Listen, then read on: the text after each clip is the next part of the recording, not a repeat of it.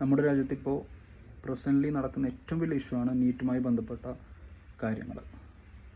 അത് നമ്മുടെ ഫ്യൂച്ചറിനെ ബാധിക്കുന്ന പ്രശ്നമാണ്. നമ്മുടെ ഫ്യൂച്ചറാണ് നമ്മുടെ ഇപ്പോഴത്തെ കുട്ടികൾ, അതാണ് നമ്മുടെ ഫ്യൂച്ചർ. അപ്പോൾ അതുമായി ബന്ധപ്പെട്ട കാര്യങ്ങൾ ലോക്സഭയിൽ ഉന്നയിക്കേണ്ടത് നമ്മുടെ പ്രതിപക്ഷത്തിൻ്റെ ഏറ്റവും വലിയ കടമയാണ്. നമ്മുടെ പ്രതിപക്ഷ നേതാവായ രാഹുൽ ഗാന്ധി ഇന്നലെ അതിനെക്കുറിച്ച് കാര്യങ്ങൾ സംസാരിക്കാൻ വന്നപ്പോൾ മൈക്ക് ഓഫ് ചെയ്ത് വെക്കലല്ല രാഷ്ട്രീയം. ചോദ്യം ചോദിക്കുക എന്നതാണ് നമ്മുടെ രാഷ്ട്രീയം. ഞാൻ ഇൻവേർട്ടർ കോമായിട്ട് പറയട്ടെ, ചോദ്യം ചോദിക്കുക എന്നതാണ് ജനാധിപത്യം. അതിനുള്ള അവകാശമാണ് ജനാധിപത്യം നൽകുന്നത്. ആരാണ് ഈ ഭരണത്തെ ഈ ബി ജെ പിയെ ഭരണം ഏൽപ്പിച്ചത്? ബി ജെ പി അല്ല, NDA. ജനങ്ങളാണ്. ജനങ്ങളെ വോട്ട് കൊണ്ടാണ് അവർ ഇപ്പോൾ ഭരിക്കുന്നത്. അത് സത്യമാണ്. അപ്പോൾ അതിനെ ചോദ്യം ചെയ്യാൻ വേണ്ടിയിട്ടാണ് പ്രതിപക്ഷത്തിനും ജനങ്ങൾ വോട്ട് കൊടുത്തിട്ടുണ്ട്. ഭരണം കിട്ടിയതിന് ശേഷം പിന്നെ ജനങ്ങൾ നിൽക്കുക പ്രതിപക്ഷത്താണ്. അപ്പോൾ നമ്മൾ ചോദ്യം ചോദിക്കുന്ന സമയത്ത് മൈക്ക് ഓഫ് ചെയ്യലല്ല, അതിനെക്കുറിച്ച് ചർച്ച ചെയ്യണം. 24 ലക്ഷം കുട്ടികൾ എക്സാം എഴുതിയിട്ട് അവർ മണ്ടന്മാരായിരിക്കുകയാണ്. അവരുടെ ഹാർഡ് വർക്ക്, അവർ മിനിമം റിസർച്ച് നമ്മൾ നോക്കുമ്പോൾ മിനിമം ഒരു കുട്ടി 11 മാസമെങ്കിലും ഈ എക്സാമിന് വേണ്ടി പ്രിപ്പയർ ചെയ്യുന്നുണ്ട്. മാക്സിമം അല്ല, മിനിമം. അത് 2 വർഷമാവാം, 3 വർഷമാവാം. ഇതുവരെയായിട്ടും നമ്മുടെ ഇന്ത്യ സർക്കാർ ഇതുവരെയായിട്ടും ഈ നിമിഷം വരെയും ഒരു അപ്പോളജൈസ് ഇതുവരെ ചെയ്തിട്ടില്ല. നമ്മുടെ ഭാഗത്തു നിന്ന് ഇത് ചോർന്നു പോയി എന്നുള്ള രീതിയിൽ ഇതുവരെ അവർ പറഞ്ഞിട്ടില്ല. ഈ കഴിഞ്ഞ 10 വർഷത്തിനിടയിൽ എന്തൊക്കെ ചോർന്നു പോയി നമുക്കറിയാം. ജനങ്ങൾക്ക് മാത്രമേ അറിയുള്ളൂ. നമ്മുടെ മതസൗഹാർദ്ദം ചോർന്നു പോയി, നമ്മളെ നീറ്റ് എക്സാം ആ പേപ്പർ ചോർന്നു, മാധ്യമ സ്വാതന്ത്ര്യം ചോർന്നു, നമ്മുടെ രാജ്യത്തിൻ്റെ സമ്പത്ത്, പോർട്ടായിക്കോട്ടെ, എയർപോർട്ടായിക്കോട്ടെ, എല്ലാ ഇൻഫ്രാസ്ട്രക്ചർ ബിസിനസ് ആയിക്കോട്ടെ, അദാനിക്കും അംബാനിക്കും ചോർത്തി കൊടുത്തു. നമ്മുടെ അതിർത്തി ചൈനക്കാർക്ക് ചോർത്തി കൊടുത്തു. അവർ ചോർന്നെടുത്ത് കൊണ്ടുപോവാണ്. നമ്മുടെ ആർമിക്ക് എവിടെയാണ് സ്വാതന്ത്ര്യം ഉള്ളത്? എവിടെയാണ് സുരക്ഷയുള്ളത്? അതും അങ്ങോട്ട് ചോർത്തി കൊടുത്തു.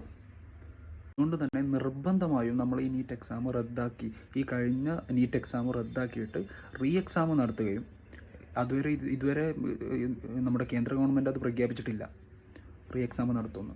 1000 സംതിങ് കുട്ടികൾക്ക് ഗ്രേസ് മാർക്ക് കൊടുത്തത് അതിനെ ചോദ്യം ചെയ്തുകൊണ്ട് അത് റദ്ദാക്കിയിട്ട് അവർക്ക് മാത്രം 1600 കുട്ടികളാണെന്ന് തോന്നുന്നു, അവർക്ക് മാത്രം രണ്ടാമത് എക്സാം നടത്തുന്നതാണ് കേന്ദ്ര ഗവൺമെൻറ് പ്രഖ്യാപിച്ചിട്ടുള്ളത്.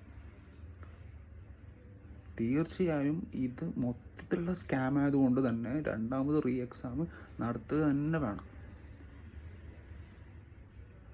അതുപോലെ തന്നെ നമുക്ക് ആർക്കൊക്കെ അറിയാം നമ്മുടെ കേന്ദ്ര വിദ്യാഭ്യാസ മന്ത്രി ആരായിരുന്നെന്ന്? കഴിഞ്ഞ 5 വർഷം ഉണ്ടായ പുള്ളി തന്നെയാണ് ഇപ്പോഴും കേന്ദ്രമന്ത്രിയായിട്ടുള്ളത്. ഒരാൾക്കും അറിയില്ല. പുള്ളി ഇതുവരെ ട്വിറ്ററിൽ പോലും ഒരു പോസ്റ്റ് നമ്മുടെ എഡ്യൂക്കേഷനായിട്ട് ബന്ധപ്പെട്ട ഒരു പോസ്റ്റ് പോലും ട്വിറ്ററിലോ ഒരു സോഷ്യൽ മീഡിയയിലോ ഇതുവരെ പോസ്റ്റ് ചെയ്തിട്ടില്ല. പുള്ളി ഒരു മോദി ഭക്തനാണ്. അതുമായിട്ട് ബന്ധപ്പെട്ട മാത്രമേ ഉള്ളൂ. ഒരു മീഡിയ ബൈറ്റ്സ് പോലും കൊടുത്തിട്ടില്ല എഡ്യൂക്കേഷനായിട്ട് ബന്ധപ്പെട്ടിട്ട്. അപ്പോൾ നമുക്ക് തന്നെ 5-6 വർഷമായിട്ട് ഇപ്പം നമ്മൾ പോട്ടെ, സ്റ്റുഡൻസിന് പോലും അറിയില്ല. ഈ രാജ്യത്തെ സ്റ്റുഡൻസിന് പോലും എനിക്ക് 100% ഉറപ്പാണ്, 100-ൽ 90% കുട്ടികൾക്കും അറിയില്ല ആരായിരുന്നു നമ്മുടെ വിദ്യാഭ്യാസ മന്ത്രി. അപ്പോൾ അതുകൊണ്ട് തന്നെ നമ്മുടെ സെൻട്രൽ മിനിസ്റ്റർ, വിദ്യാഭ്യാസ മന്ത്രി രാജിവെക്കുകയും ഈ നീറ്റ് എക്സാം രണ്ടാമത് നടത്തുകയും അതിന് നഷ്ടപരിഹാരം, ഇത് 1000 സംതിങ് റുപ്പീസ് ഈ കുട്ടികൾ 1600 1700 രൂപ അവർ സബ്മിറ്റ് ചെയ്തത്, അവർ ഫീസ് അടച്ചിട്ട്, അതുകൂടാതെ തന്നെ ഇത് ഏറ്റവും വലിയ ബിസിനസ്സാണ്. മിനിമം ഒരു 50,000 രൂപ, 50,000 രൂപ അവർ ഇൻസ്റ്റിറ്റ്യൂട്ടിൽ കൊടുക്കുന്നുണ്ട് ഇത് പഠിക്കാൻ വേണ്ടിയിട്ട്. അത് തന്നെ 5000-6000 കോടിയുടെ ബിസിനസ്സാണ്. ഈ നമ്മുടെ ഫീസ് അടക്കുന്നതുകൊണ്ട് 1600 രൂപ ഫീസ് അടക്കുന്നതുകൊണ്ട് ഗവൺമെൻറ് 300-400 കോടി രൂപ, അപ്രോക്സ് 400 കോടി രൂപ അവർക്ക് കയ്യിൽ കിട്ടുന്നുണ്ട്. അതിനേക്കാളും പ്രിഷ്യസാണ് കുട്ടികളുടെ ടൈം. മിനിമം 1-2 വർഷം അവരുടെ ടൈം ഗവൺമെൻറ് അവർക്ക് എങ്ങനെ നഷ്ടപരിഹാരം കൊടുക്കും? തീർച്ചയായും അവർക്ക് തക്കതായ നഷ്ടപരിഹാരം കൊടുക്കുകയും നമ്മുടെ വിദ്യാഭ്യാസ മന്ത്രി രാജിവെക്കുകയും ഇത് എക്സാം നടത്തുകയും ഇത് പ്രതിപക്ഷം ലോക്സഭയിൽ ഉന്നയിക്കുന്ന എല്ലാ ക്വസ്റ്റ്യൻസിനും തക്കതായ മറുപടി പ്രധാനമന്ത്രിയും പുള്ളിയുടെ ക്യാബിനറ്റും വിദ്യാഭ്യാസ മന്ത്രി ആയിക്കോട്ടെ, ആരും ആയിക്കോട്ടെ, തീർച്ചയായും ഒരു ക്വസ്റ്റ്യനും ആൻസർ പറയാത്ത പ്രധാനമന്ത്രിയാണ് നമുക്കുള്ളത്.